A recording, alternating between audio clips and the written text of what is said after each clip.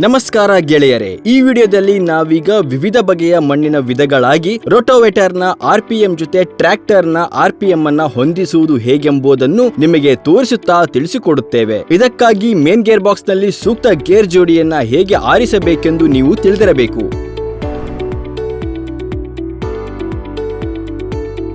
ಮೊದಲನೇದಾಗಿ ನೀವು ನಿಮ್ಮ ಮಹಾವೇಟರ್ ಮತ್ತು ಟ್ರ್ಯಾಕ್ಟರ್ ಅನ್ನು ಸಮತಟ್ಟಾದ ಮೇಲ್ಮೈ ಇರುವ ಜಾಗದಲ್ಲಿ ನಿಲ್ಲಿಸಿ.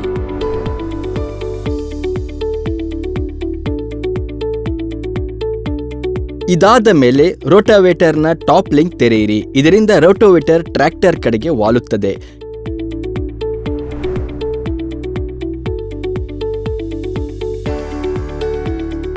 ಗೇರ್ ಬಾಕ್ಸ್ನ ಕವರ್ ಮತ್ತು ಗ್ಯಾಸ್ಕೆಟ್ಗಳನ್ನು ತೆರೆಯಿರಿ.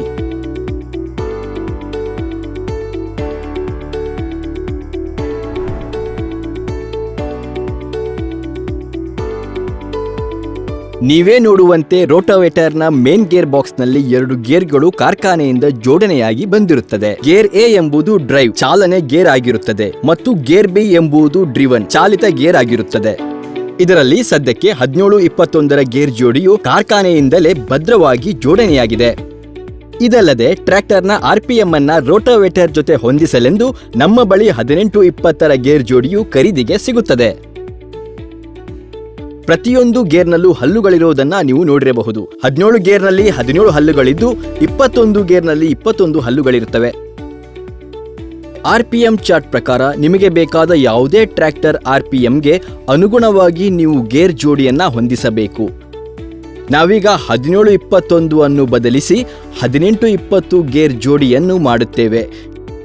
ಇದರಿಂದ ನಮಗೆ 194 RPM ಸಿಗಬಹುದು. ಇದರರ್ಥ ನೀವು ಅಗತ್ಯವಿರುವ ಯಾವುದೇ RPMಗೆಂದೇ ಒಂದು ಜೋಡಿ ಗೇರ್ ಅನ್ನ ಮಣ್ಣಿಗೆ ಅನುಗುಣವಾಗಿ ಹೊಂದಿಸಬಹುದು. ಸರಿಯಾದ RPM ನಲ್ಲಿ ಓಡಿಸುವುದರಿಂದ ಟ್ರ್ಯಾಕ್ಟರ್ ನಲ್ಲಿ ಲೋಡ್ ಸಹ ಕಡಿಮೆಯಾಗುತ್ತದೆ.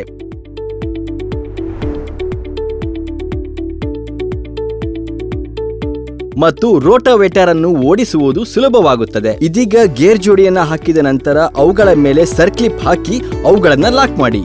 ಹಿಂಭಾಗದ ಕವರ್ ಅನ್ನ ಗ್ಯಾಸ್ಕೆಟ್ ಜೊತೆ ಜೋಡಿಸಿ ಮತ್ತು ಬೋಲ್ಟ್ಗಳನ್ನ ಬಿಗಿ ಮಾಡಿ.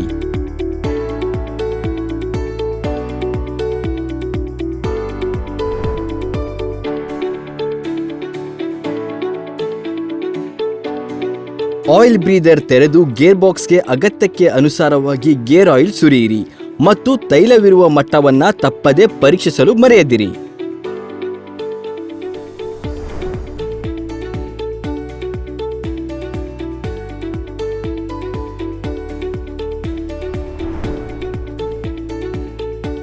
ಈಗ ನಿಮ್ಮ ಟ್ರ್ಯಾಕ್ಟರ್ ಸ್ಟಾರ್ಟ್ ಮಾಡಿ. ರೋಟಾವೇಟರ್ ಅನ್ನು ಮೇಲಕ್ಕೆತ್ತಿ ಹಾಗೆ PTO ಶಾಫ್ಟ್ ಅನ್ನು ನಿಧಾನವಾಗಿ ತಿರುಗಿಸಲು ಶುರು ಮಾಡಿ. ಚಾಲನೆ ಮಾಡುವಲ್ಲಿ ಯಾವುದೇ ತೊಂದರೆ ಇದ್ದರೆ ಅದರಿಂದ ಹೊರಬರುವ ಶಬ್ದದಿಂದಲೇ ನಿಮಗೆ ತಿಳಿಯುತ್ತದೆ.